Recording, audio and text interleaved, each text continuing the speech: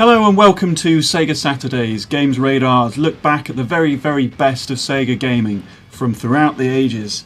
This week we are looking at Road Rash. Check this out. This is Road Rash on the Mega Drive / Genesis, depending on what part of the planet you hail from. And it's still looking really, really good. I am joined today by massive Sega fan Justin Towell. Hello. Senor Trophy Wilson. Hello. Also known as Ian. And Dave Horton. Hello. Dave, I mean, I'm aware that I never give you a silly intro. I mean, what would you like me to refer to you in the future? See, I can't really define my own intro. I think it becomes like less silly and more self-aggrandizing. Really. Haiku master? Sensei's too cliche, isn't it? Haiku, go along the kind of... Haiku baron. That's good, that's better, yeah. It's it implies authority, yet it doesn't conform to any hackneyed racial stereotypes, so that's good. Right, now, before we start ranting too much about the game, let's have a little look at how it is holding up today. All this footage obviously captured direct from a Mega Drive. Yeah!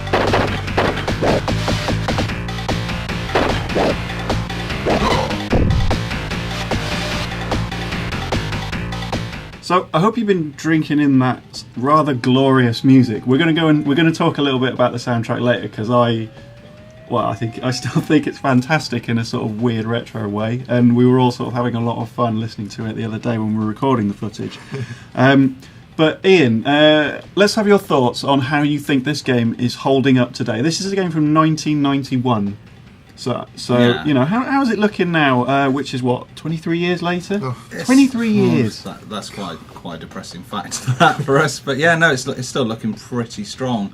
Obviously, because of the age of it, the roads are. Well, I say this is quite an early stage we were capturing, I think, at this point. So, although it is quite sparse on the roads at the moment, they do get busier later on, don't they? Just more cars and more obstacles and stuff. But I think the actual core of the game itself, the sort of racing combined with the combat, still holds up really well today. Yeah.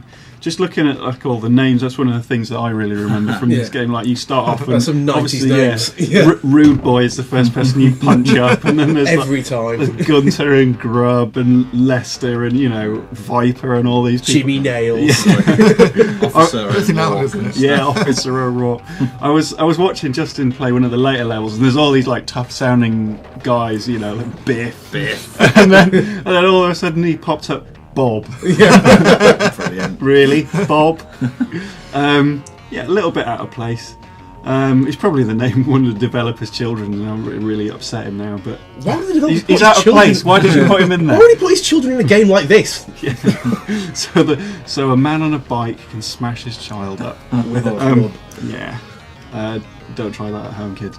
So now it's that part of the show where we challenge Justin to name as many facts about Road Rash as he can in 30 seconds. Justin, you ready for this? Just about, yeah. Oh, not sounding very confident. Anyway, ready? Yeah.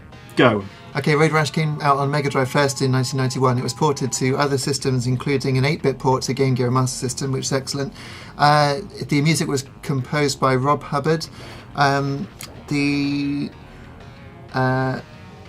goodness me! It's having a Kickstarter basically to get it going again. Criterion almost made it with a Versus Burnout series, which would have been quite cool, but it didn't happen. Oh goodness me! What's that, 4? I think that was 5. Wow, there were not as many facts in there as usual. Justin. No, I know. It's because I was looking. I'm mesmerised by the footage of the little dude on the bike. It's just. Wow. Be strong. Yeah, it's your responsibility to provide the facts, Justin. It is. I know.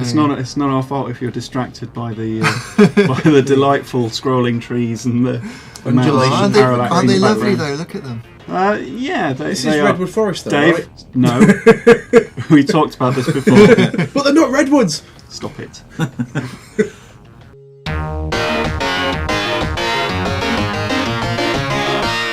So yeah, we've been playing Road Rash this week, and the soundtrack I think was one of the things that stood out for me as it's really obnoxious. Yeah, but it's in a mental. It's absolutely batshit. But in just a very sort of nostalgic Yeah. and evocative It way. is still awesome. In Yeah. no way is it not brilliant. It's what I will say for it is, while it is obnoxious, it's very distinctive. Like you wouldn't Yeah. mistake it for any other No, not soundtrack at all. or any other game. I mean, would you? it uses the similar MIDI sounds that Desert Strike does on its title screen, but there's nothing like this on Mega Drive. I mean, they did make a game called Skitchin, but that was trying to emulate grunge, and that used the same engine, so that would have been a good factor, Yeah. wouldn't it? Well, I mean, I think the fact that it's it is emulating real music, but through a Mega Drive, I think that's what gives it the weirdness. Because rather than trying to write game music, obviously Hubbard was a really strong composer. He did tons and tons and tons Yeah, of he games. did, yeah. Most famously his C64 stuff, but he was a legitimately good composer, and you can hear when you deconstruct it from what it sounds like now.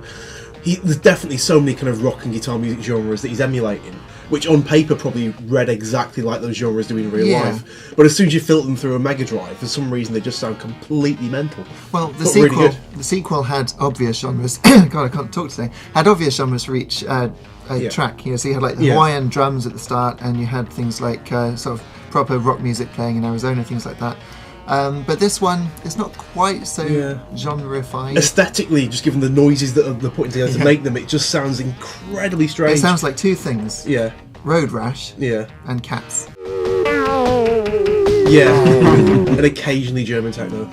Yeah, you could, like you were saying yesterday, you could very easily release the soundtrack for Road Rash as like a techno album from about definitely. the mid 2000s. Yeah, if you were a mid 2000s kind of like indie electronica band, you could Probably put that out based now in, and probably it'd be based in fine. Germany. Yeah. Definitely based in Germany. And although it sounds like quite abrasive to the ears these days, when they brought it out on PSP, they took all of this amazing music out and just put in generic guitar and drums. Unacceptable. It Yeah. sucks. Yeah, can't Bullshit. happen. That actually, we'll let you listen to a little bit of music after this little segment. Just after I've told my completely inappropriate story that probably won't get cut or dubbed in any way. I mean, No, they've they been never fine so do. far, and I think, No. so it's alright. Yeah, feel I'm quite lucky to have a job. Thanks to Justin for the editing that he's done with my stories. But I have one about Road Rash. Oh, yeah? Obviously. Oh, what happened then? Well, it was one of the first games I ever got from my Mega Drive actually, and so I remember that. And yeah, it just kept spilling out, and I couldn't get it all back in. Oh. And I was just walking down the road, and I saw the village vicar coming out of the local private shop. You know those ones with like private with written on the window. The black window, yeah. Anyway, yeah. By the time I managed to close the gate, I mean, half the cows were running across the road, and the cars were coming. It was. I mean, you can't chaos. entirely blame, but well, you can really. Anyway, yeah, the sprout. It looked just like Simon Cowell. Oh, yeah, that makes a lot of sense. I mean, basically, what I learnt from this whole episode was that the secret to getting like dried blood off Mega Drive cartridges, or probably anything, is just white wine. Oh, Yeah. really? That quick? I mean, the game played fine after that. Oh, right, it's surprising.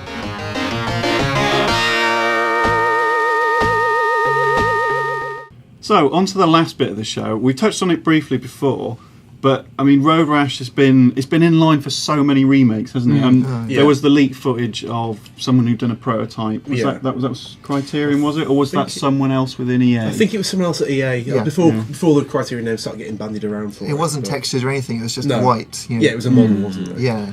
I mean, would you guys be up for another one of the for like a proper next gen remake, like a real like all singing, all dancing, AAA, millions of dollar remake, or would you want something? I don't know, something a bit more indie that stays more true to what the game does best. Yeah, I mean, in a way, like it's a bit like thinking about Sonic. You know, they've made him 3D, but that's made him guff. Yeah. And what people really like are like the remakes of the 2D ones. Yeah, yeah. Well, some of the original team are actually getting together to make a new game, the title of which is appearing on your screen now because I can't remember off the top of my head. And I edit these so I can do that later. Submission. Well, hey. It's not even a late fact submission. It's just No, that's like a literally late vagueness submission. next week submission. Late content submission. Yeah, That's the power of editing, isn't it? it certainly is. Yeah, but that's a really good idea. So, members of the original team making a new Road Rash. I mean, for me, I'd like it to be a game where it's not actual 3D control. I like the fact that you're just moving left or right across the screen. And sure, the undulating terrain is affecting how the bike handles, but if you turn left and don't press right again, you're not just going to fly off into the side. It auto correct your direction, so you're facing down the track again. I think it needs to be played on that horizontal plane, otherwise you can't really play it like a proper beat 'em up. Because it is a beat 'em up, isn't it? It's a beat 'em up on bikes. What? What? Oh right, yeah.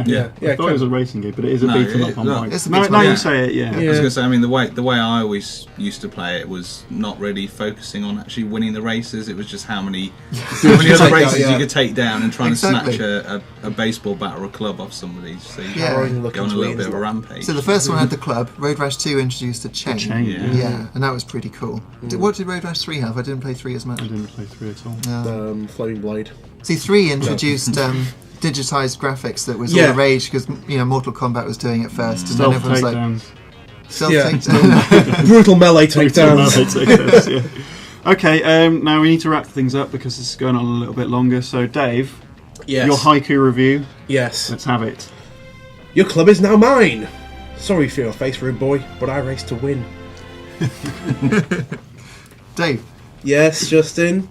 that was a haiku. Confirmed. Confirmed haiku spotted in this video. Right, that is all we've got time for this week. I'd like to thank you all again for watching. I hope you enjoyed this video. Again, if you want us to cover any different videos in the future, any different games, just let us know in the comments. Please do subscribe to us and leave us all sorts of kind messages. Don't leave us anything negative, obviously. You can if you like, we don't mind. But until then, we will see you next week.